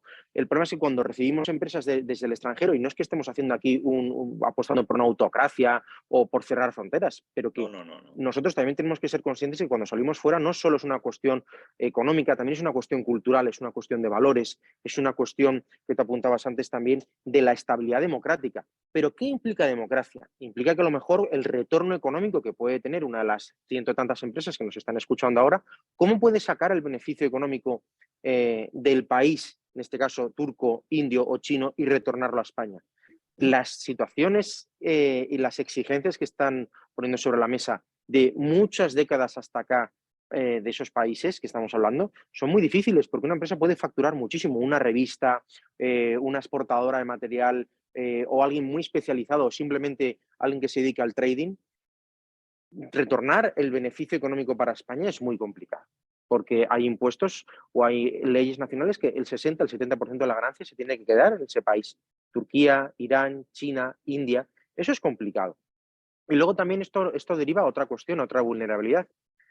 ¿Cuántas empresas españolas de las que estamos ahora dialogando y que luego podremos preguntar o que nos pregunten y aprender mutuamente, han invertido verdaderamente en generar un departamento de inteligencia?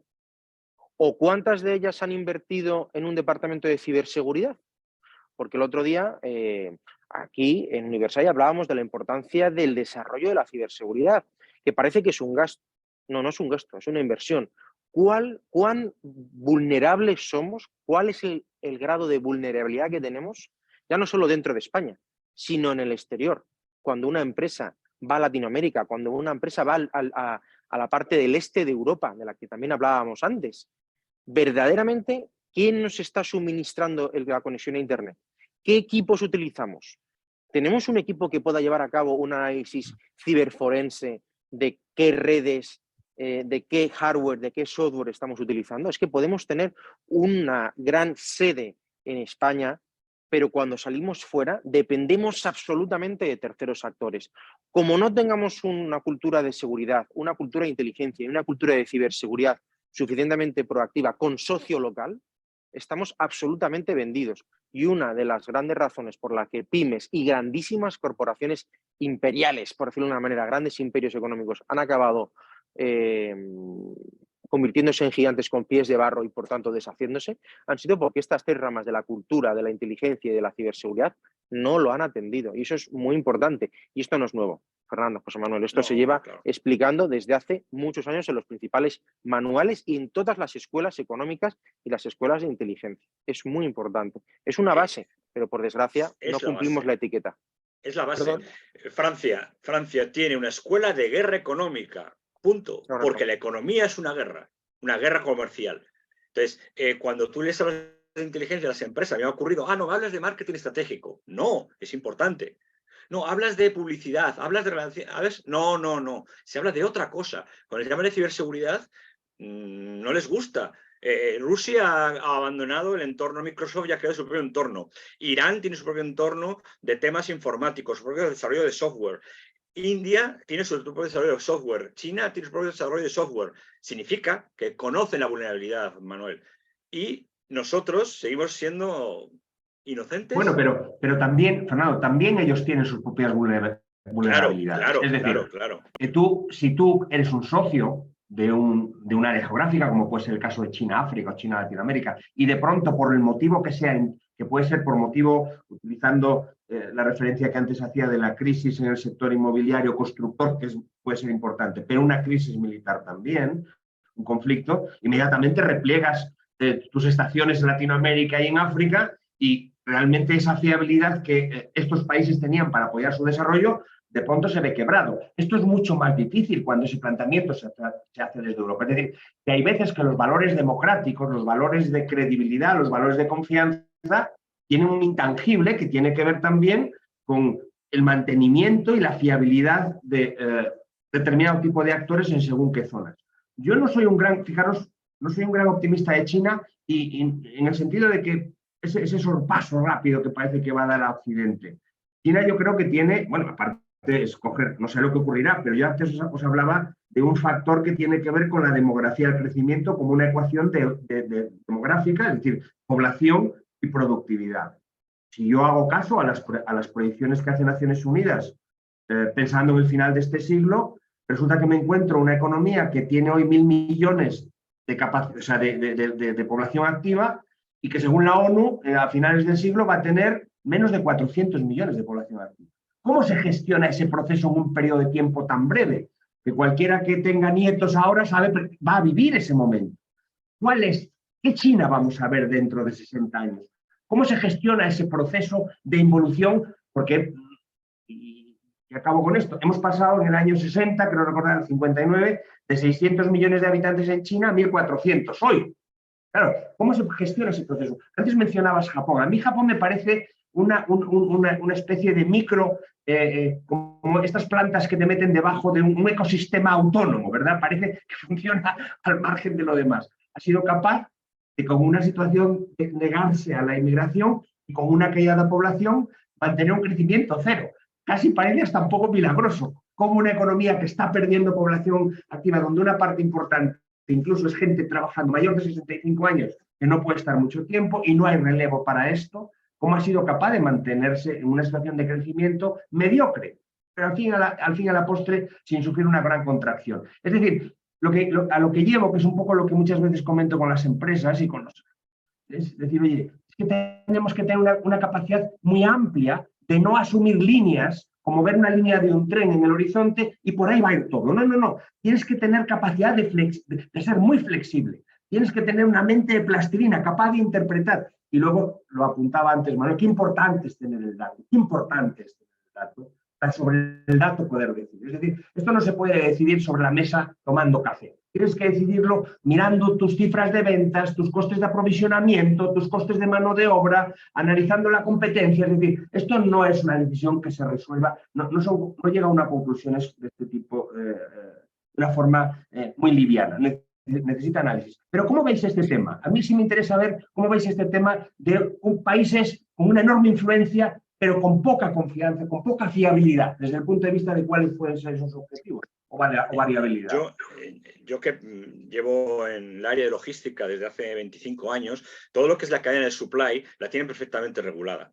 Un ejemplo muy sencillo, cuando China organizó los Juegos Olímpicos, en 3 días, hay una costumbre en China que era una costumbre en China muy arraigada y muy culturalmente arraigada, y es escupir en todas partes, incluso en los taxis hay escupideras, había escupideras. Se hizo un decreto en el que a partir de tal fecha, 3 días después, no se podía escupir bajo pena de cárcel. Y la población alineó constantemente las políticas nacionales. Eso es un dato muy importante. No importa que tenga 1.000 millones o tenga 400 millones. Es el proceso de penetración que ha tenido y que lleva haciendo 25 años. Yo recuerdo en los años 1991-92 en la República Democrática del Congo, cuando la gente se reía de China, Francia se reía de China, cuando sacaba por la frontera sur de Lubumbashi, sacaba camiones y camiones y camiones de material, de mineral, sin tratar, en bruto, lo metía en cargueros y lo mandaba a tirarlo al desierto. 20 años después, lo que ha hecho ha sido un acopio de material que con las nuevas técnicas logrará una mayor productividad. Por tanto, es pensar como piensan ellos. Y eso es inteligencia. No es que seamos más inteligentes, es una metodología. Entonces, los datos que tú dices, los datos que tú pides, están ahí, fuentes abiertas en muchas ocasiones, pero también hay que pensar como ellos. No fiarte de ellos, sino pensar como ellos. Para poder, como decía Manuel en una conferencia que escuché el otro día, ser capaces de hacer un paradigma geopolítico que sea capaz de contraponerse. O sea, no vale decir la democracia es mejor, tienes que demostrarlo. Y para convencerles, solo hay dos caminos: la violencia o la economía. O sea, o eres más violento o tienes mejor economía, más dinero. Así de claro. Somos proamericanos porque tienen más violencia, más militares y tienen mejor economía, más saneada. Punto. Si no entendemos la idiosincrasia del ser humano antropológicamente, yo estoy mirando hacia aquí arriba de mi despacho, tengo un libro que regalan a todo inversor chino en España sobre un manual de inteligencia de cómo tratar al individuo, a las empresas, a ver si lo encuentro y lo muestro en pantalla, cómo tratar a las empresas, cómo tratar a los políticos, cómo tratar a la administración, temas de ciberseguridad, en papel, no hablo de nada súper digital, con fotos, decir lo que es la prudencia en inteligencia, decir lo que es el riesgo en inteligencia, y lo dan a todo emprendedor chino y, por supuesto, a cuerpo diplomático chino en todo el mundo, adaptado al país correspondiente. Ahora, si lo encuentro, lo mostraré. Eso es el alineamiento del interés general de un país respecto del alineamiento del interés de la empresa. Claro. Claro, pero ¿con qué nos alineamos? Porque es un debate importante en las compañías. Es decir, ocurrió el fenómeno de la crisis con Rusia. De pronto los camiones no pasaban las fronteras, de pronto los cobros no llegaban, de pronto los bancos bloqueaban las cuentas. Claro, tú te tienes que enfrentar a situaciones de este tipo. Tienes un buen negocio en Rusia. Resulta que, por consecuencia de algo ajeno, tu cliente está deseando comprarte, tú estás deseando venderle, él está deseando pagarte, tú cobrar, y sin embargo, algo aparece que produce una ruptura en eso. Lo que voy es, ¿vale? ¿Qué hacemos? ¿Damos por bueno ese mundo y, por lo tanto, en la medida que también Occidente, que no es ajeno a haber generado una burbuja enorme de deuda que de alguna manera le obliga a crecer y de ahí que se tenga que meter en conflictos que quizá de otra manera no era tan exigente verse comprometidos en ellos, porque todos somos herederos también de nuestra historia? Es decir, una economía como Occidente necesita para sostener ese contrato social, llamamos, en fin, el acuerdo social necesita tener crecimiento, y resulta que para tener crecimiento hay que entrar en conflictos. ¿Qué hacemos? ¿Facilitamos a las empresas el que negocie con Rusia? ¿Buscamos trampas? Que habéis mencionado varias, la que mencionabas de los petroleros viniendo para volver otra vez después de haber hecho un recorrido como este. Entonces, yo creo que desde ese punto de vista también tenemos que tener una visión de cuáles son los pilares en los que queremos basar, para bien o para mal, acertando, fallando, nuestro compromiso, primero con nuestras propias sociedades y luego con terceros, porque luego se llenan las redes sociales de cosas que resulta que... No, ¿qué queremos realmente hacer? ¿A qué jugamos? ¿Qué pretendemos? ¿Pretendemos que nuestras reglas son las buenas o vamos a jugar a las reglas de aquellos que consideramos malas? Entonces, yo creo que los que nos dedicamos a pensar un poquito más tenemos que tener un criterio para decirle a la gente: oye, macho, tú te tienes que convertir en un malo, porque es que si no, vamos, acaban contigo. No, cree en lo tuyo, porque lo tuyo es lo que realmente perdura y lo otro no perdura. Eso es un poco, si yo tuviera ese debate, gente como vosotros que estáis muy metidos en la absoluta, en el corazón de este tipo de reflexiones, ¿por dónde vais? ¿Qué pensáis? ¿Qué tenemos que hacer? Mira, Manuel viene desde el mundo de vista de la política, ¿no? Es doctor en ciencias políticas, y mi primera carrera es filosofía. O sea, imagínate de los ámbitos de los que venimos. Yo creo que Manuel tiene la capacidad de respuesta mucho mejor que la mía. Yo te digo una cosa: somos unos hipócritas, y qué casualidad que las empresas energéticas ya preveían esta guerra con Ucrania y buscaron canales alternativos. A mí me han venido empresas nacionales españolas a buscar canales alternativos ante la guerra de Ucrania en el año 2015-2016. Y no te hablo de grandes multinacionales, te hablo de pymes. Pero es lícito, Fernando, es lícito que una compañía busque de entrada qué Pregúntaselo. alternativas tiene ante la posibilidad de que explote un conflicto. Claro, porque las empresas están para ganar dinero.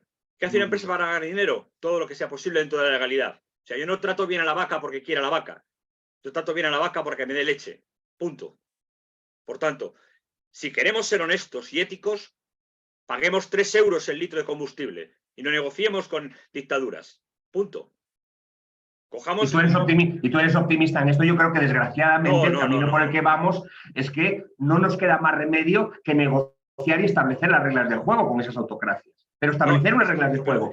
Porque si no, es ahí donde perdemos realmente el relato. Si no somos capaces de que haya... No, bueno, es que el relato lo hemos perdido. Bueno, no vamos a negociar con estas autocracias. Vamos a pactar con estas autocracias.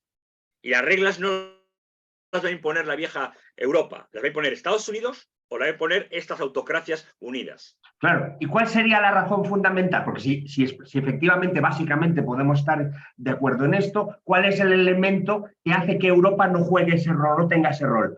¿Lo reducimos al ámbito de lo militar? ¿Al ámbito de lo militar? Porque va dividida. Geopolíticamente, geoestratégicamente y económicamente va dividida. Francia va a lo suyo, Alemania va a lo suyo, Italia va a lo suyo, Gran Bretaña se marcha. Quien pensara que el Brexit iba a arruinar a Gran Bretaña de por siglos, es que no conoce el Reino Unido, no conoce Gran Bretaña. Gran Bretaña, 2 años antes de irse con el Brexit, tenía una única línea personal de comunicación en offshore wind farm, con molinos de viento y con placas aerogeneradoras por fuera de la Unión Europea, con Marruecos. Por tanto, ya estaba previsto. ¿Que estará arruinada durante 2 años? Nos acordamos de la Thatcher y el problema de la minería en Escocia. A ver, tenemos muy poca memoria. Y ese es el problema. Perdonad. Vamos, bueno, ya yo me callo, perdóname. Manuel, ayúdame. Mirad, tenemos muy poco tiempo. Nos gustaría que nos dijerais algo en esta línea de estas divergencias que hay entre los socios comunitarios. ¿Qué solución le veis? Ya nos alejamos un poquito ahora de la empresa y entramos en política otra vez. Pero bueno, esa es la razón de ser de nuestro posicionamiento en el mundo, ¿no? Entonces, si vamos como países o vamos como Unión Europea, ¿no? Entonces, ¿qué nos podríais decir sobre, digamos, un país de países contra, pues, países como China o como, bueno, países que trabajan con una sola voz, que hablan con una sola voz? O sea, ¿qué solución le veis? ¿Qué solución le veis? Ciencias políticas, Manuel, ese es tu terreno. ¿Qué solución le veis? Es decir, Gracias, Fernando, y gracias por la pregunta. Yo creo que es muy pertinente, Ignacio, lo que planteas desde Induin para todos los que estemos ahora conectados. Creo que tenemos un problema, y ese problema ya está más que manido, porque lo arrastramos de mucho tiempo, desde hace mucho tiempo. Es que, por desgracia, en la Unión Europea no hemos conseguido nunca, y yo os decía antes las virtudes, ¿no? Hacía referencia a las 100 personas con las que estamos conectadas ahora, de las virtudes que tiene la Unión Europea a la hora de generar un buen contexto, que creo que verdaderamente tenemos que valorar mucho, ¿no? Es una pequeña burbuja de seguridad en un mundo tremendamente bélico, tremendamente inestable y donde la incertidumbre posiblemente lleve a tener un susto, porque fuera de Europa, en gran parte de las regiones, la vida no vale prácticamente nada. Y eso se nos olvida mucho de las empresas también. Creo que la Unión Europea debería de reflexionar y, por tanto, no es la Unión Europea, sino los europeos deberíamos de reflexionar sobre cuáles son las líneas que deberíamos de adoptar y, por tanto, implementar a través de directrices europeas a la hora de trabajar en el exterior con una sola voz. Es altamente probable que nunca podamos, y José Manuel y Fernando lo hablaban un poco, cada uno en su forma, pero coincidían. En Europa tenemos un problema, porque tenemos los que son más europeístas, tenemos los más atlantistas, que siguen queriendo depender por intereses individuales y justificados, pero intereses espurios, quieren seguir estando bajo la sombra de Estados Unidos, y luego tenemos los free riders, ¿no? Aquellos que van por ahí en medio y dependiendo de, bueno, pues cómo vaya el caudal del río, cuán alto o cuán bajo sea y cuál sea el cauce, pues me voy a los más atlantistas o me voy a los más europeístas. Creo que tiene que haber una posición lo más homogénea posible. Durante estos últimos meses, a raíz de la guerra en Ucrania, pues sí ha parecido que por momentos había una cierta coherencia, una cierta cohesión respecto de la guerra, pero ha habido una cierta coherencia, una cierta cohesión respecto de las grandes compañías, las grandes empresas industriales españolas y europeas. No, por desgracia no ha habido un apoyo sólido, una cierta certeza para esas grandes empresas que ahora mismo estamos conectados. Empresas de automoción, empresas de exportación de productos agrícolas, empresas de exportación de productos con alto valor añadido, empresas intermediarias. No ha habido ese apoyo y es muy importante que en el seno de esta Unión Europea en crisis consigamos dar elaborar directrices y que se apliquen en los países. Y eso Manuel, es muy importante hacerlo. Manuel, Es importante, Ignacio, porque si no vamos a vernos sumergidos en la permacrisis, que tiene que ver con el permafrost, ¿no? Que es la parte más profunda de esas capas de hielo, ¿no? Congeladas, ultracongeladas. Como no avancemos en esto, podemos tener un problema muy serio, porque vamos a entrar en una crisis eterna, absolutamente congelada.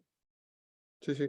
No, al final los países de la Unión Europea cada uno tiene unas ventajas competitivas diferentes, ¿no? Simplemente por dónde están ubicados, ¿no? Unos están ¿Correcto? ubicados en, digamos, más cerca de Rusia y tienen pues un temor por un lado o unas ventajas o tenían unas ventajas por otro lado a nivel energético.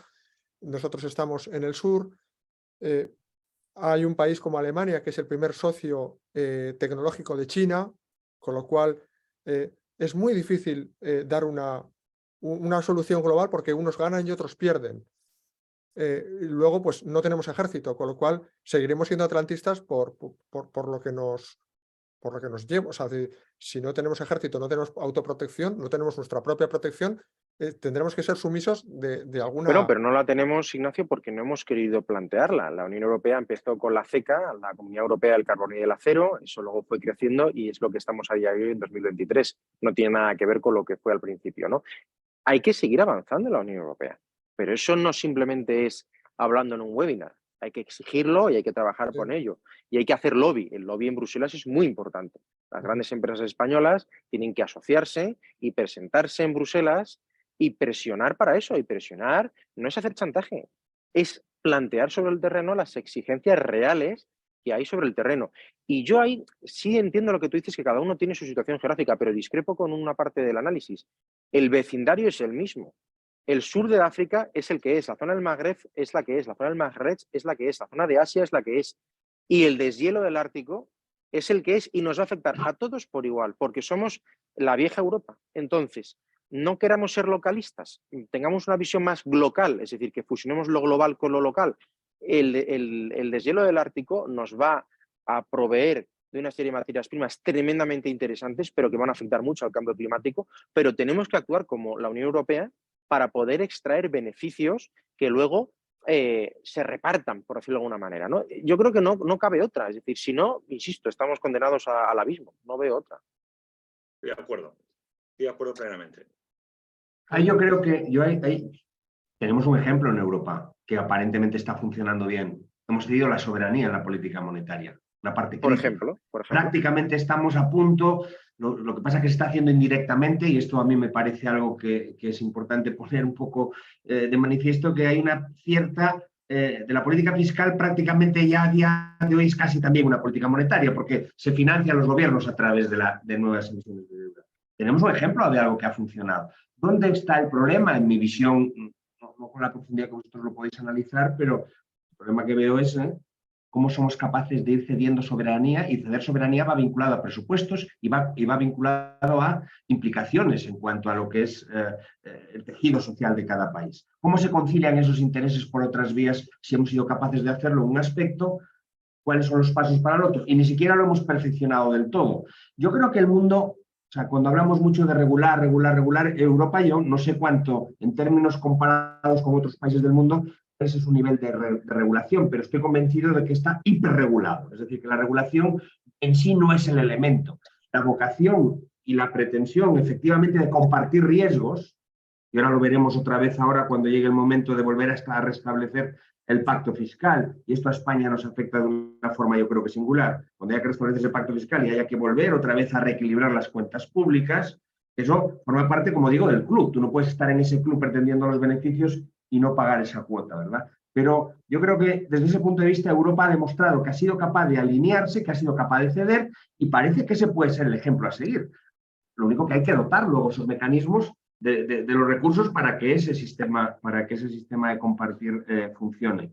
Y no tener miedo a que el de atrás lo haga mal, porque si no yo tengo que transferir mi renta de adelante a atrás. Esto es lo que yo creo que tenemos que ser capaces de asumir compromisos, y si se cumplen las reglas, seremos capaces de que todas las economías, cada una en su área, asuma ese compromiso, y entonces 1 más 1 sea 2, y no 1 más 1 sea 1,5 o 1,5 o 1. José Manuel, perdonad, tenemos una pregunta de Patricia, la leo,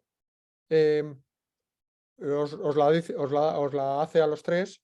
¿Cuáles son los riesgos más inmediatos que debemos atender desde los departamentos de compra de empresas ubicadas en España y con ventas principalmente en España, secundariamente en Europa y en tercer nivel a nivel internacional? Esa es una pregunta, ¿eh? Los riesgos más inmediatos desde la posición de un departamento de compras.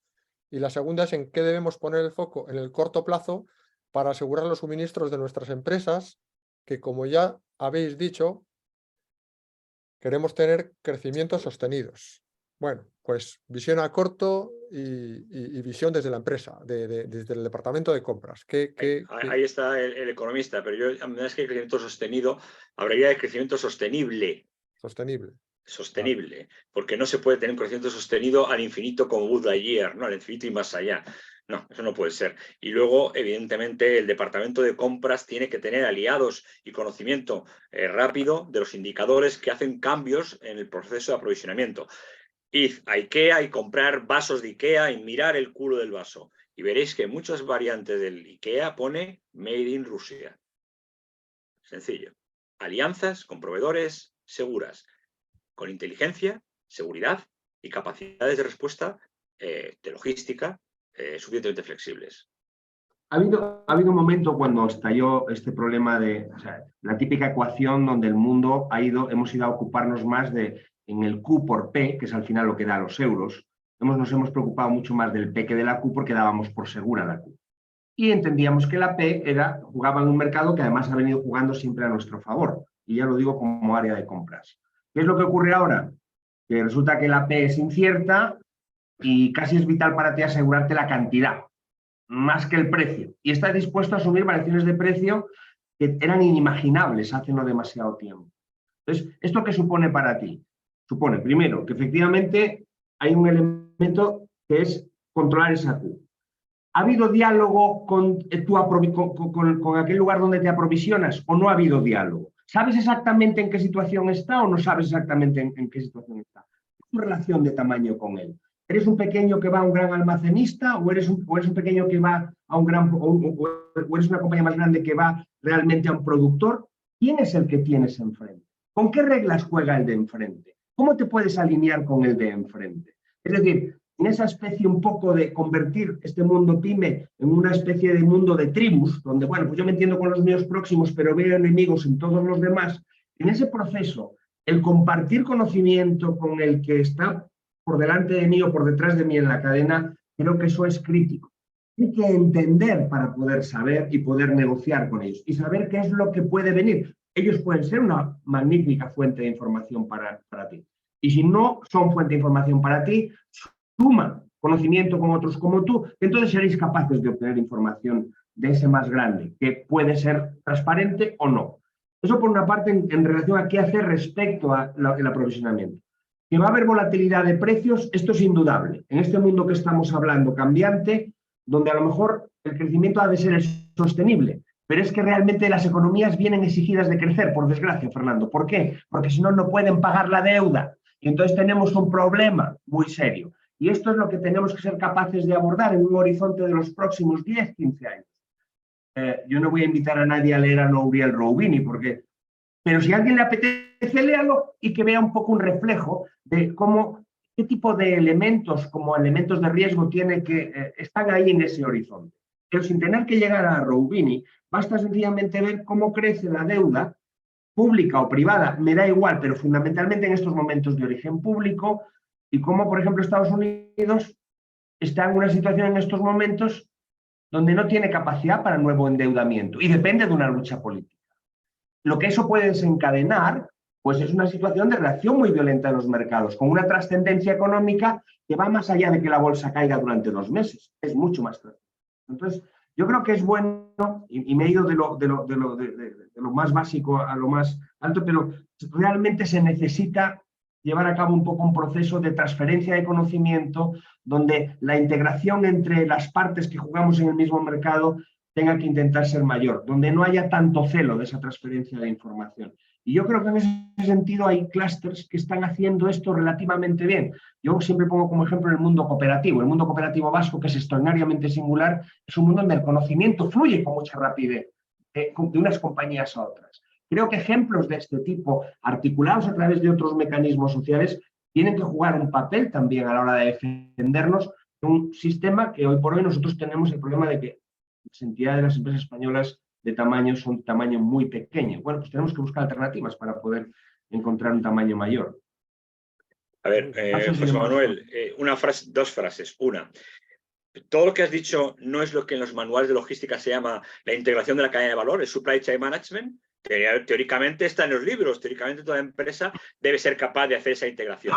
Y dos, yo soy asesor de esos clústeres del País Vasco que hablas del sector industrial, los que llaman vulgarmente peladores de hierro. De unión, nada. De cooperación, nada. Exceptuando algunos. Yo me habré dado, Fernando, con la parte más dulce, pero vamos, prefiero creer en esa parte más dulce, ¿verdad? Es decir, yo también, pero yo me he enfrentado en términos comparados, yo creo que en ese sentido, sí, ellos van más si hay una cultura mucho más integrada de esa transferencia de conocimiento a lo largo de toda la cadena de valor. Y yo lo que animo es a que eso se explote, o sea, que se refuerce y además explote, es decir, que haya esa convergencia un poco de conocimiento para poder abordar pues, cosas como esta pregunta que nos hacía Patricia. Pero porque esos clústeres, que evidentemente es cierto, funcionan mucho mejor en el País Vasco, en La Rioja, en Navarra o incluso en Cataluña, funcionaba muy bien, tiene un factor muy importante, es un proceso de influencia política, o en la política, o alineamiento con la política. No digo control de la política, sino alineamiento con ella. Y eso hay que tenerlo claro, porque aquí cada uno va a su guerra, ¿no? Pero es paradójico porque, por ejemplo, ese fenómeno no se produce en Madrid. Y sin embargo, Madrid es una comunidad autónoma enormemente próspera, desde el punto de vista de su capacidad, de su desarrollo, de su crecimiento, de lo que son sus datos macro. No se ha producido todavía un proceso así. Y ese proceso, que sí es más típico del País Vasco, yo creo que lo fue más de Cataluña, y desafortunadamente la política ya ha jugado como un menos, claramente como un menos, no es el caso de allí, que se están produciendo situaciones donde parece que cada ecosistema de empresas es capaz de encontrar el camino que está muy centrado en aquello que tiene inmediato a mano. Y, sin embargo, con un papel político parece que se puede producir una aceleración de ese tipo de procesos. Así es. Pero que también las empresas pueden hacerlo sin esa aceleración política, ¿verdad? Muy interesante. Perdonar que saltemos al último tema, porque ya se nos va el tiempo. Pues no nos podemos ir sin hablar de el interés el interés del bienestar, el interés de los países, de los ciudadanos que lo forman, y el interés empresarial. Hemos visto que hasta ahora, bueno, en un contexto de libre mercado con el que hemos funcionado, y gracias a él con el que hemos progresado todos a nivel de desarrollo económico, pues también ha traído ciertos lodos, como ha sido pues la deslocalización de la industria, el poder haber de alguna forma tomado decisiones en acopio de materias primas en terceros países, también digamos, se nos queda muy fuera el mundo agrícola, ¿no? Pero que también, de alguna forma, una vez que se ha deslocalizado la producción, es muy difícil volver a llenar los campos de trigo aquí en España. Entonces, visto lo visto y viendo cómo un país como China ha tomado ventaja de jugar con nosotros en ese libre mercado, pero ellos con reglas de juego diferentes, pues ha ganado una posición, y ahora mismo nos encontramos como nos encontramos, ¿no? Entonces, todas esas llamadas a reindustrializar España y todo esto, pues la verdad es que desde un punto de vista honesto y real, pues no parece que eso se vaya a producir. Entonces, nos gustaría que nos dijerais a partir de ahora cómo la Unión Europea debería de regular a las empresas o a los intereses privados para, de alguna forma, que no se nos vaya más valor, que no se nos escape más valor, y por otro lado, si es una contradicción el empezar a tomar medidas de carácter proteccionista o digamos, de alguna forma, poder tomar decisiones sobre protección y sobre inversiones en sectores como los microchips, la industria básica del acero, en fin, ciertas industrias que si no están bajo el proteccionismo o digamos bajo la administración, pues corremos el riesgo de seguir perdiendo, ¿no? Entonces, no sé si podéis decir algo de esto, porque es interesante, porque puede haber una contrariedad entre lo que hemos abanderado hasta ahora y ahora lo que tenemos que hacer. Y no sé si voy bien encaminando esta pregunta. Lo que pasa Yo es que hay creo que mucho sí. tipo Sí, yo creo que Sí, también. José Manuel, por favor. Sí, no, gracias, Manuel. Yo creo que hay mucho tipo de proteccionismo. Puede haber un proteccionismo, siguiendo un poco el símil de esto que acaba conduciendo a empresas zombie, es decir, que tú eres capaz de poder mantener que la rueda continúe funcionando única y exclusivamente porque estás suministrando aquel elemento que es el que le permite sobrevivir, pero que sabes que en el momento que la situación se normalice nunca sobrevivirá. Este es un tipo de proteccionismo que es negativo, que es un proteccionismo que sigue el modelo del rescate español de la crisis inmobiliaria. Patada para adelante, y ya lo iremos digiriendo, y así hemos tardado 18 años en recuperar el PIB. Cosa que Estados Unidos hizo frente a la situación, recapitalizó los bancos y eso en un año prácticamente había recuperado su PIB. Ese es el mal proteccionismo. Otro proteccionismo que es distinto es el que está vinculado a todos estos experimentos. Esta mañana me parece que oía en la radio a Villacís, a la que es la vicealcaldesa de Madrid, de la Ciudad de Madrid, referirse a un sandbox, a un lugar donde, ausente de regulación, se podía experimentar. Proteger estos entornos es donde yo creo que el proteccionismo juega su papel. Ahí ya no hablamos de un proteccionismo entendido como un proteccionismo a la antigua usanza, sino de un proteccionismo, es decir, hablamos de una protección para poder desarrollar entornos que lo que permitan es experimentar al margen de la regulación para poder extraer conclusiones que luego escalar. Yo creo que en ese sentido es donde la administración pública tiene que jugar un papel, pero no en proteger aquello que sencillamente lo que se trata es de que el productor de tomates pues de Huelva o de Almería, pues esté a salvo de la competencia marroquí. Eso no se puede estar eternamente en una estación de claro. Tenemos que ser capaces de cambiar. Más como incubadora, quiere decirlo, que la administración haga más un poco de incubadora de nuevos proyectos. Y de proteger desde un punto de vista. Europa es un país donde la carga fiscal es extraordinariamente importante en las empresas. Esto no solo no ha cambiado a mejor, sino que al revés, y particularmente en España está cambiando sustancialmente a peor.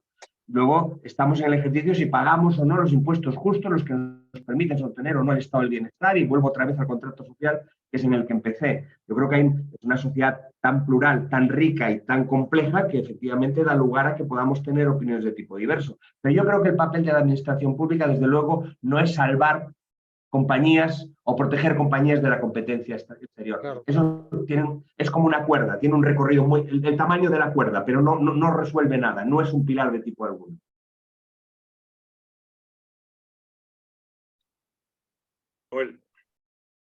No, yo creo que es muy acertada la apreciación que hacía José Manuel sobre los tipos de proteccionismo. Yo creo que no tenemos que tomar los conceptos como elementos absolutos. Evidentemente hay diferentes tipos de proteccionismo y yo creo que la Unión Europea y España puede, y ya lo ha hecho en ocasiones puntuales, aunque con poco éxito por las cuestiones de los ciclos políticos, el cortoplacismo y los intereses partidistas, en pues combinar el libre comercio con determinadas estrategias de proteccionismo, que no es nada del otro mundo, es decir, no es blanco o negro. Podemos jugar en una escala de matices de grises. Creo que sería muy interesante desde el punto de vista de la seguridad nacional, disculpar que lo vea desde esa óptica porque para mí es muy importante como español, que podamos llevar a cabo un proceso de reindustrialización de Europa o de España. ¿Cómo? No tengo claro, sinceramente, cuál es el proceso, pero para la seguridad nacional, poder tener, y para la seguridad, por ende, de las empresas y ya finalmente de los ciudadanos, poder tener campo, poder tener agricultura, poder tener industria, poder tener desarrollo de producto de valor añadido. Hablabais de los chips antes. No es un elemento que vaya a echar para atrás los procesos de internacionalización o llevar a cabo grandes pérdidas económicas. Creo que sería muy interesante que España y los demás estados, haciendo un poco la línea, hablabais antes de políticos, ¿no?, de alcance nacional. Hablo ahora mismo del que es español y en este caso es el alto representante de la Unión Europea, Josep Borrell. Josep Borrell hablaba de la autonomía estratégica de la Unión Europea. Oye, ¿por dónde tiene que ir la autonomía estratégica? Pues a lo mejor de un cuidado y de un impulso de potenciar a esas propias empresas europeas para que desarrollen su negocio aquí. Eso permitiría a esa industria diversificar mucho el riesgo. Es verdad, con una carga fiscal mucho más complicada. Yo ahí no puedo entrar porque está fuera de mi conocimiento, pero ¿y si hubiéramos tenido un proceso de externalización o de subcontratación mucho menos drástico y hubiéramos mantenido industrias activas en nuestros territorios nacionales y soberanos? Posiblemente la dependencia de terceros actores como Rusia sería mucho menor. O ya no solo Rusia, porque nos hemos ido a comprarle la materia prima a Azerbaiyán, por ejemplo, o a otros países. Por lo tanto, estamos replicando la misma estrategia de dependencia de terceros, o a Marruecos, o a Argelia, o al gas licuado a los Estados Unidos de América de Joe Biden y posiblemente de un futuro de Donald Trump o de otros sujetos también del ala más radical del Partido Republicano. Ya veremos qué sucede. Pero Bueno, sí. Pero Manuel, perdona, hay una decisión en cualquier empresa que nos está escuchando que es la decisión make or buy. La decisión, ¿lo hago yo o me sale más a cuenta que lo hagan otros? Y esa es una Yo estoy decisión diciéndote, empresarial. yo lo que te digo, Ignacio, es que tiene que ser un punto intermedio, aunque sea muy complicado. Nosotros, por ejemplo, en Universal lo estamos haciendo a un punto intermedio. Nosotros mantenemos la formación profesional aquí en España y tenemos nuestra sede en España, pero también abrimos sede real, física y virtual en Latinoamérica, Colombia, México, Ecuador, Costa Rica. Quiero decir, se puede hacer el made and buy al mismo tiempo. Sinceramente puede hacerse.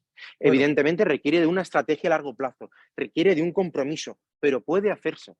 Puede hacerse. Y aseguro de verdad que eso implica una diversificación de riesgos tan amplia que luego esa autonomía, esa autosuficiencia es lo suficientemente amplia como para ser flexible y fluctuar a modo de un surfero o a modo del bambú a nivel vegetal cuando vienen situaciones sísmicas como la del terremoto en Turquía y no tener los pies anclados a un solo terreno, que puede ser el nacional, que sería el más proteccionista, o el externo, que es la subcontratación o la internacionalización sin conocimiento. Creo que el made and buy puede tener un punto medio. Sinceramente, lo estoy experimentando y os hablo desde aquí.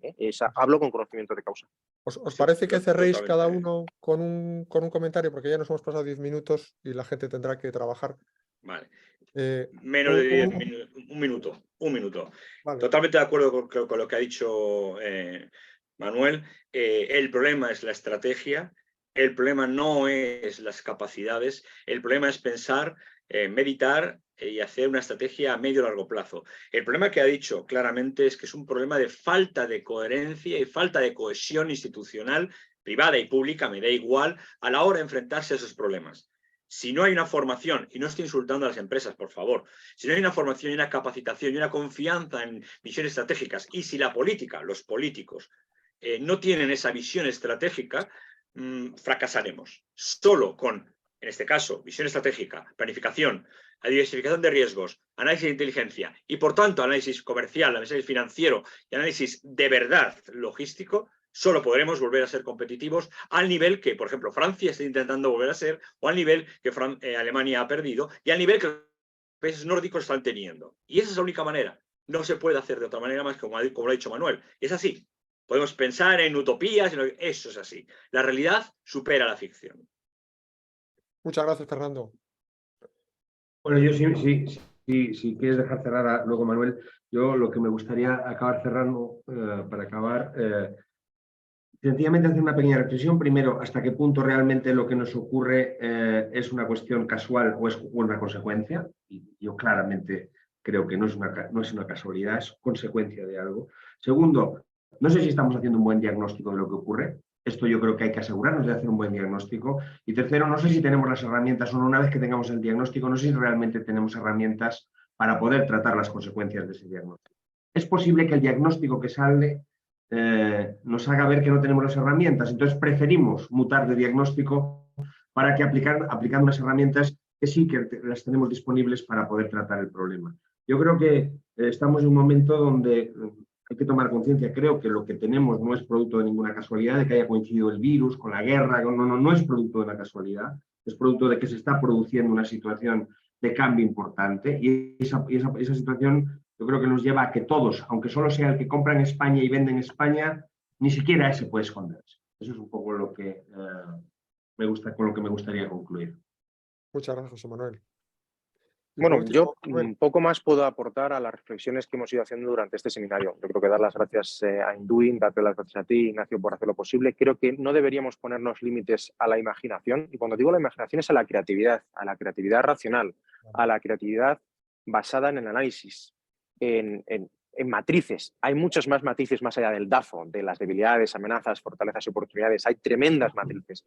Induzcamos a nuestros equipos a pensar en grande, a pensar a presente y a futuro, a entender que si queremos ser sólidos en el extranjero, porque a lo mejor nuestra venta está fuera, tenemos que también ser sólidos en el mercado nacional y viceversa.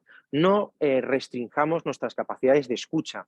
Escuchemos y empapémonos. Hay tremendas instituciones públicas y privadas en España, dependientes del Ministerio de Interior, del Ministerio de Exteriores, del Ministerio de Defensa. Se me ocurren think tanks como el FESEDEN, el Instituto Español de Estudios Estratégicos, el ICEX, las cámaras de comercio. Muchas veces no utilizamos los recursos que en nuestro propio país y que nosotros mismos estamos pagando a través de nuestros impuestos.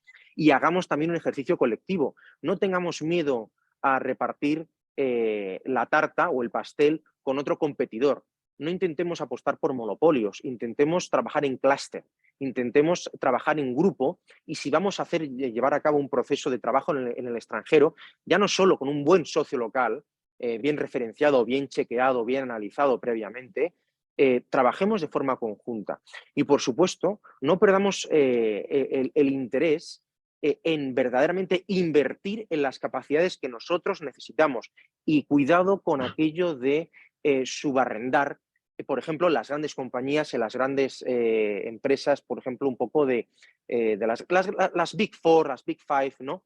¿Qué son las empresas cárnicas? Las empresas cárnicas están en India. Estamos contratando y subcontratando los procesos de cuantificación, de cuentas, de análisis y de prospección a empresas cárnicas que son muy baratas, pero luego no hacen un gran trabajo verdaderamente de valor añadido para la empresa. Apostemos por el valor añadido de los profesionales, hombres y mujeres que tenemos en España. Verdaderamente ahí podemos encontrar un nicho de mercado que nos retroalimente de manera mucho más beneficiosa de lo que podemos pensar si lo derivamos a India. Ojo, con todas las virtudes que eso puede tener.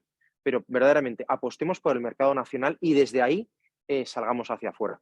Y nada más, de verdad, gracias Ignacio por acogernos en Induin y hacer de este tiempo un diálogo que personalmente para mí ha sido un grato, muy maravilloso poder ver a José Manuel, a Fernando, a ti y a las más de un centenar de empresas que han estado escuchándonos. muchísimas gracias, Manuel. Muchas gracias a todos vosotros, a los que os habéis inscrito, a Fernando, a José Manuel y a ti, Manuel. Esta webinar la estamos grabando y la colgaremos en YouTube, os mandaremos el link y si cualquiera de ustedes quiere contactar con José Manuel, con Fernando o con Manuel, nos manda un correo y se lo derivamos a ellos. Muchísimas gracias.